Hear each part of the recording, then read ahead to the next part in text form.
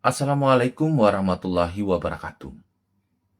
Pada pertemuan sebelumnya, kita telah membahas urgensi perlindungan saksi dan korban dalam sistem peradilan pidana.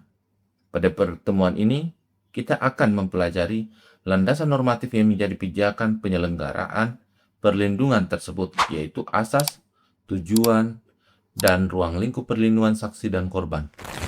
Pemahaman terhadap ketiga aspek ini sangat penting karena menjadi dasar dalam memahami mengapa negara wajib memberikan perlindungan kepada saksi dan korban, serta bagaimana perlindungan tersebut harus dilaksanakan sesuai dengan prinsip negara hukum dan penghormatan terhadap hak asasi manusia.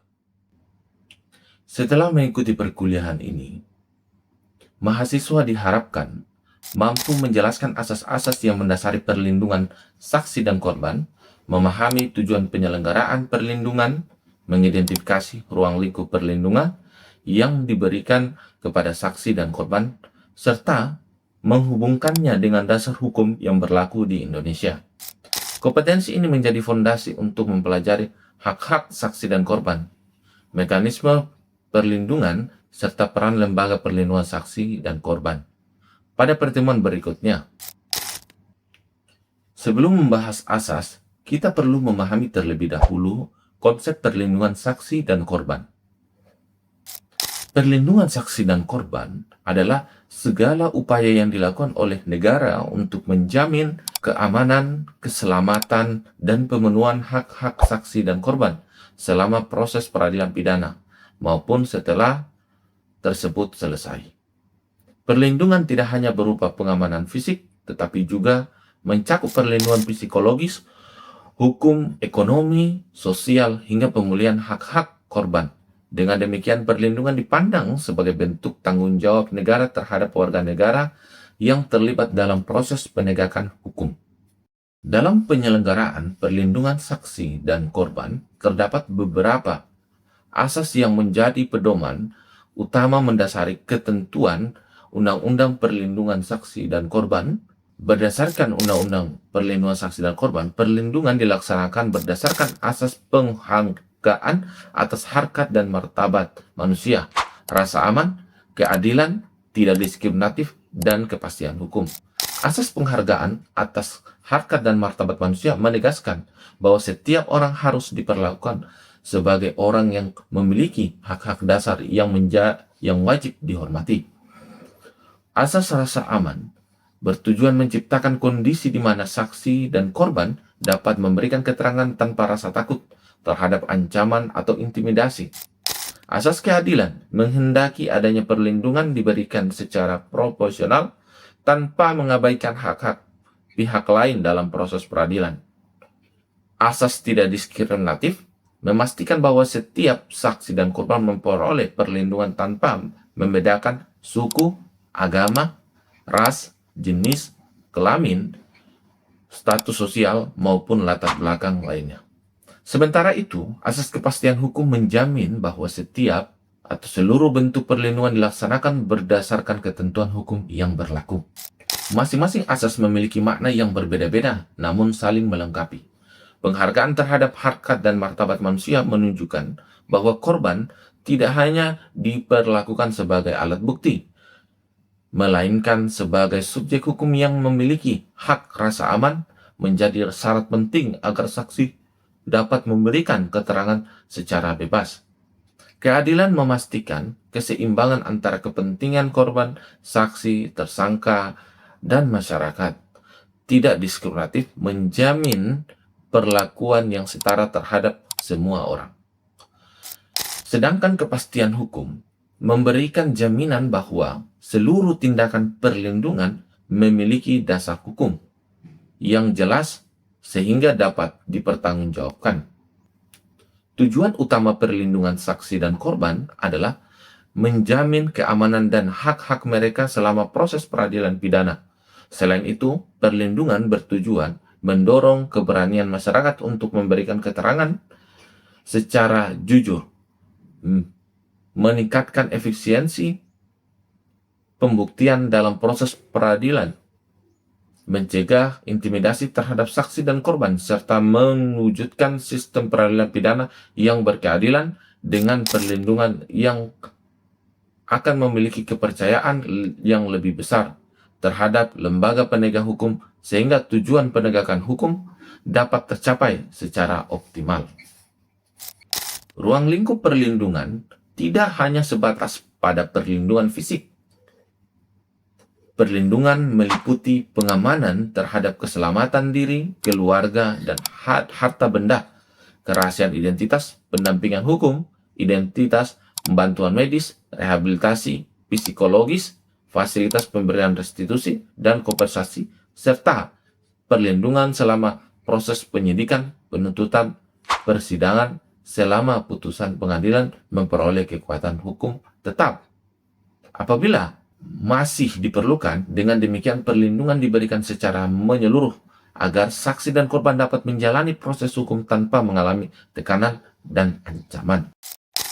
Asas-asas perlindungan saksi dan korban tidak berhenti sendiri, tetapi menjadi pedoman bagi aparat penegak hukum dalam menjalankan kewenangannya. Penyidik penuntut umum, hakim, advokat, maupun LPSK harus menjadikan asas tersebut sebagai dasar dalam proses tindakan yang berkaitan dengan perlindungan saksi dan korban. Apabila asas-asas tersebut diabaikan, maka perlindungan yang diberikan berpotensi melanggar hak asasi manusia dan mengurangi kepercayaan masyarakat terhadap sistem peradilan pidana. Sebagai contoh, dalam perkara kekerasan seksual terhadap anak, identitas korban tidak boleh dipublikasikan. Hal ini merupakan bentuk penerapan asas penghargaan terhadap harkat dan martabat manusia. Menurut yang kami baca dari media tersebut, katanya saudara saksi ini mendapatkan intimidasi dari penyidik KPK. Bisa dijelaskan nggak intimidasi semacam apa, saudara saksi? Iya, jadi yang mulia, saya ini juga saya agak curhat sedikit mungkin yang mulia ya, sambil memberikan keterangan. Saya ini kan sudah dinyatakan bersalah menurut putusan yang 28 tadi. Saya sudah divonis dan saya sudah menjalani semua proses-proses hukum dan semua proses-proses. Pada saat masa percobaan saja bisa dilihat saya juga melapor ke Bapak. Bahkan kalau saya pergi saja ke Bandung yang dekat dengan rumah saya juga tetap lapor. Seorang saksi tindak pidana korupsi yang mendapat ancaman dapat memperoleh pengamanan, pendampingan, bahkan relokasi apabila tingkat ancaman sangat tinggi. Melalui contoh-contoh tersebut dapat dipahami bahwa asas perlindungan tidak hanya bersifat teoritis, tetapi diterapkan secara nyata dalam praktek penegakan hukum. Mari kita analisis sebuah kasus. Seorang saksi dalam perkara perdagangan orang menerima ancaman melalui pesan singkat agar mencabut keterangannya di persidangan. Akibat ancaman tersebut, saksi merasa takut dan tidak bersedia hadir di persidangan. Pertanyaan yang perlu kita diskusikan adalah, asas perlindungan apa yang telah dilanggar?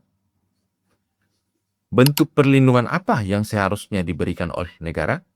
Lembaga mana yang berwenang memberikan perlindungan tersebut? Diskusi ini bertujuan untuk melatih kemampuan mahasiswa dalam menghubungkan konsep normatif dengan fakta hukum yang terjadi di lapangan. Pada pertemuan ini kita telah mempelajari bahwa perlindungan saksi dan korban diselenggarakan berdasarkan asas penghargaan atas harkat dan martabat manusia, rasa aman, keadilan, dan tidak diskriminatif, dan kepastian hukum. Asas-asas tersebut menjadi pedoman dalam setiap tindakan perlindungan yang dilakukan oleh aparat penegak hukum. Kita juga telah memahami bahwa tujuan perlindungan bukan hanya menjamin keselamatan saksi dan korban, tetapi juga mendukung efektivitas proses peradilan pidana, serta mewujudkan keadilan yang berorientasi pada penghormatan terhadap hak asasi manusia. Ruang lingkup perlindungan mencakup perlindungan fisik, psikologis, ekonomi, sosial yang diberikan sejak awal proses hukum hingga tahap pemulihan. Dengan memahami asas dan tujuan dan ruang lingkup perlindungan, mahasiswa memiliki landasan konseptual yang kuat untuk mempelajari materi berikutnya mengenai hak-hak saksi dan korban, serta mekanisme perlindungan yang diberikan oleh LPSK dan aparat penegak hukum. Saya telah melakukan penelitian yang telah terbit di jurnal internasional terindeks Scopus Q1 yang berjudul Islamic Legal Perspective on Data of Child Victim of Sexual Violence, a Case Study of the Indonesia Court, atau dalam terjemahan bahasa Indonesia, Perlindungan Data Anak Korban Kekerasan Seksual, Studi Kasus pada Pengadilan di Indonesia. Dalam penelitian ini, saya telah menemukan data korban kekerasan seksual pada pengadilan negeri yang tidak disamarkan data korban dan dapat diakses secara terbuka oleh masyarakat. Sehingga data korban tersebut telah melanggar pasal 7 ayat 1 Undang-Undang Nomor 3 Tahun 2026 tentang perlindungan saksi dan korban yang menyatakan korban berhak dirahasiakan identitasnya. Dari aspek Islam menemukan maqasid syariah sebagai perlindungan identitas korban merupakan implementasi his al-nas dan his al-aq, sehingga menjadi tanggung jawab negara, masyarakat, dan keluarga untuk menjaga martabat serta kepentingan terbaik anak. Oleh karena itu, temuan ini diharapkan menjadi perbaikan sistem perlindungan data korban kekerasan seksual agar dirahasiakan oleh pengadilan seluruh Indonesia. Demikian hasil penelitian saya. Sekian dari saya. Billahi taufiq wal hidayah. Wassalamualaikum warahmatullahi wabarakatuh.